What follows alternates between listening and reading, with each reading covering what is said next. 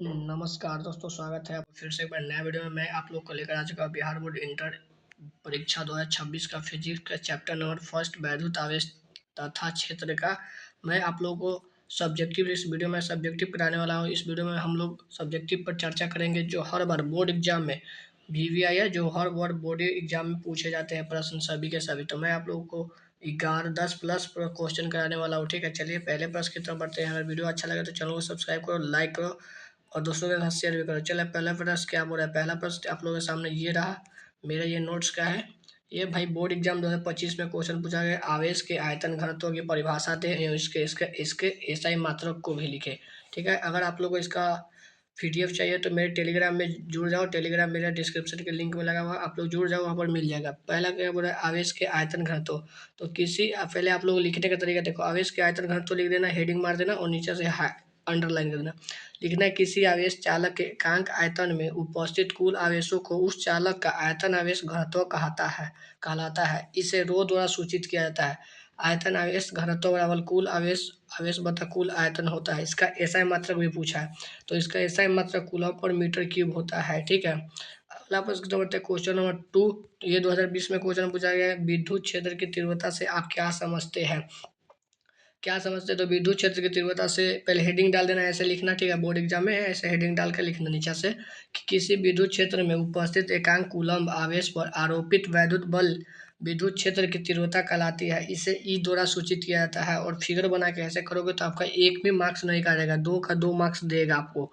ठीक है, अगला प्रश्न की तरफ क्वेश्चन नंबर 3 की तरफ। ये 2020 और 22 में क्वेश्चन पूछा गया, आवेश संरक्षण सिद्धांत क्या है?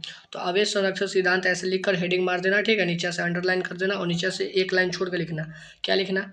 इस सिद्धांत के अनुसार आवेश को ना ही नष्ट किया जाता है और ना ही उत्पन्न किया जा सकता है और ना ही नष्ट किया जाता है, बल्कि इसे एक स्थान से दूसरे स्थान तक स्थानांतरित किया जाता है। इसे ही वैद्युत आवेश मतलब आवेश संरक्षण सिद्धांत कहते हैं। उदाहरण के सहित में ऐसे लिख दीजिएगा, आप लोगों को पूरा का पूरा मार्क्स देगा। ठीक है, क्वेश्चन नंबर 4 क्या बोल रहा है। 4 नंबर 2017 में क्वेश्चन पूछा है, दो समान बिंदु आवेशों के निकाय के कारण वैद्युत क्षेत्र की रेखाएं होती है। तो देखो क्या करना है, आप लोगों को फिगर बना देना। जैसे ऐसे बना है, ऐसी को बना दोगे तो 2 मार्क्स को दे देगा, 2 मार्क्स आप लोगों को देकर दे देगा। अगला प्रश्न करते हैं क्वेश्चन। अगला प्रश्न 5 नंबर। अगर वीडियो आप लोगों को अच्छा लगे चैनल को सब्सक्राइब कर देना। क्वेश्चन नंबर 5 क्या रहा है, मूल आवेशों से आप क्या समझते हैं? आवेश का मान कितना होता है? ये भी क्वेश्चन इंपॉर्टेंट है। तो पहले आप लोग हेडिंग डाल देना, मूल आवेश। ठीक है, उसके बाद नीचे से लिखना कि आवेश की सबसे छोटी मात्रा जो एक इलेक्ट्रॉन या प्रोटॉन पर होती है उस मूल आवेश कहते हैं, उसे मूल आवेश कहते हैं। ठीक है, नीचे से लिखना, फिर से एक बार देख लो। मूल आवेश का मान लगभग 1.6 किलो 1.6 गुने 10 के पावर -19 कूलम होता है। ऐसे लिख दोगे, आपको पूरा का पूरा मार्क्स देगा। क्वेश्चन नंबर 6 क्या हो रहा है। क्वेश्चन नंबर 6 बोला कि कूलम का नियम लिखिए तथा समझाइए। इसके आधार पर एकांक आवेश की परिभाषा दीजिए। ठीक है, तो कूलम का नियम पहले नीचे लिख दीजिएगा, हेडिंग मार दीजिएगा। और लिखने का तरीका क्या है, इस नियमानुसार लिखना, मतलब कूलम के नियमानुसार दो स्थिर बिंदुओं के बीच आरोपित स्थिर वैद्युत बल उन आवेशों के गुणनफल के सीधा समानुपाती होता है तथा उनके बीच की दूरी के वर्ग के व्युत्क्रमानुपाती होता है। F बराबर के Q1 बटा Q2 बटा Q1 इंटू Q2 बटा में R²। यहाँ के क्या है, यहाँ के एक नियतांक है, यानी स्थिरांक नियतांक है। ठीक है, अब चलो अगला प्रश्न करते हैं। अभी और है इसमें, है ना, कूलम के नियम के और लिखना नीचे से कि कूलम के नियम के आधार पर एकांक आवेश को उस आवेश के रूप में परिभाषित किया जाता है जो अपने सामने आवेश 1 मीटर की दूरी पर निर्वात में 9 गुने 10 के पावर 9 न्यूटन बल से प्रतिकर्षित होता है। ठीक है, अगला प्रश्न के तौर से क्वेश्चन नंबर 7 क्या बोल रहा है। इसमें हम लोग 10 प्रश्न करेंगे। VVI है, जो हर बार बोर्ड एग्जाम में पूछा जाता है। कूलम के नियम का महत्व समझाइए। तो नीचे देखो क्या लिखना है, देखो नियम पहले लिखने का तरीका समझो कि कूलम के नियम का महत्व निम्नलिखित है। ठीक है, पहला लिख देना है, पहला लिखना है, यह नियम विद्युत आवेश के बीच लगने वाले बल की गणना करने में मदद करता है।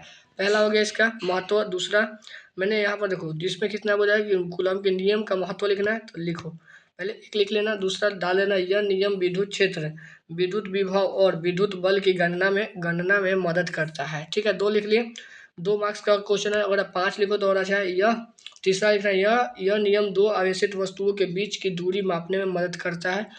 ठीक है। चौथा लिखना, चौथा, यह नियम दो आवेशित वस्तुओं के बीच की दिशा निर्धारित करने में मदद भी करता है।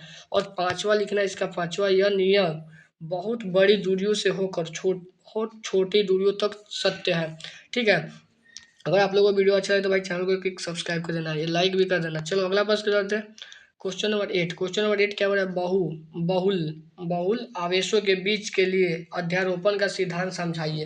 तो क्या समझाना है सिद्धांत? तो लिखना, पहले अध्यारोपण का सिद्धांत लिखकर हेडिंग डालना। ठीक है। यहाँ पर बूंदा छुड़िया लिखना, यहाँ से मतलब नीचे से लिखना। यह बताता है कि इनके बिंदु आवेश के कारण किसी का एक बिंदु आवेश पर आरोपित परिणाम स्थिर वैद्युत बल प्रत्येक आवेशों के कारण बल के योग के बराबर होता है।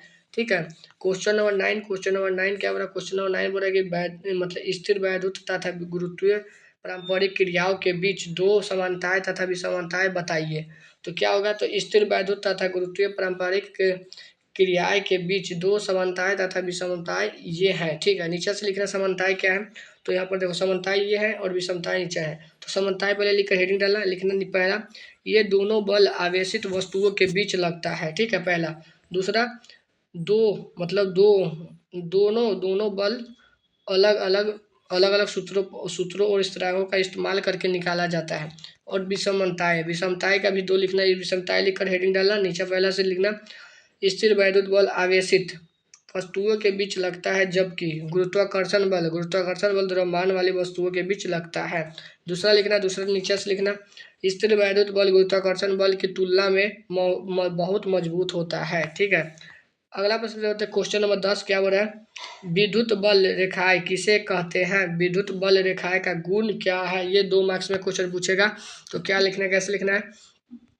लिखने का तरीका लिखना, यह एक काल्पनिक रेखा होती है जिसके सहायता से विद्युत क्षेत्र की दिशा निरूपित या दर्शाया जाता है। ठीक है। और इसके बाद क्या कर रहा है, इसका गुण बताना है ना।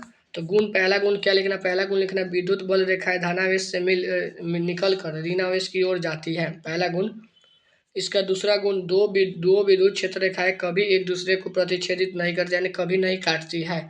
तीसरा गुण क्या लिखना? तीसरा गुण लिखना, विद्युत क्षेत्र रेखाएं पर उपस्थित प्रत्येक बिंदु का विद्युत क्षेत्र का तीव्रता उस बिंदु को स्पर्श के अनुदिशा होती है।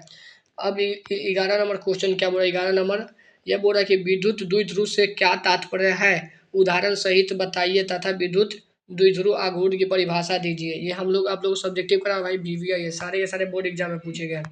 तो लिखना नीचे से विद्युत द्विध्रुव लिखकर हेडिंग डाल देना। नीचे से लिखना, द्विध्रुव यानी विद्युत द्विध्रुव दो स्थिर बिंदु आवेशों की एक ऐसी व्यवस्था है जिनका परिणाम समान प्राकृतिक विपरीत एवं उनके बीच की दूरी बहुत कम होती है। चलो बहुत कम होती है। और नीचे देखो, और यहाँ पर एक प्लस लिख देना और ऐसे डायग्राम बना देना, इससे मिल जाएगा। ये मैं आप लोग को दो ही नंबर वाला करा दो, 2 मार्क्स का। और नीचे लिखना, विद्युत द्विध्रुव आघूर्ण में पूछा था ना, तो विद्युत द्विध्रुव आघूर्ण लिखकर हेडिंग डाला। नीचे से लिखना, क्या लिखना है कि किसी विद्युत द्विध्रुव का एकल आवेश का परिणाम एवं उनके उनके बीच की दूरी के गुणनफल को विद्युत द्विध्रुव आघूर्ण कहते हैं। अब इसका देखो क्या लिखा, इसका एसआई मात्रा कूलम मीटर तथा विमीय सूत्र ATL होता है। अब नीचे अंकित प्रश्न है। अगर आप लोग को वीडियो अच्छा लगे तो भाई चैनल को सब्सक्राइब कर देना। यहाँ पर आप लोग का सेशन कंप्लीट हुआ, लाइक कर देना है और चैनल को सब्सक्राइब करके दोस्तों के साथ शेयर भी करना। और आप लोग बताना नेक्स्ट वीडियो आप लोग क्या चाहते हैं, नेक्स्ट वीडियो क्या चाहते हैं आप लोग। और इसका PDF मेरे टेलीग्राम पर जुड़ जाना, टेलीग्राम में लिंक दिया गया है। लिंक पर जाकर study with Anand Telegram channel का नाम है, यहाँ पर जाकर जुड़ सकते हो। और मिलते हैं अगले वीडियो में। जब तक ले इतना ही रहते हैं। जय श्री कृष्णा, राधे राधे, सब लोग को वंदे मातरम।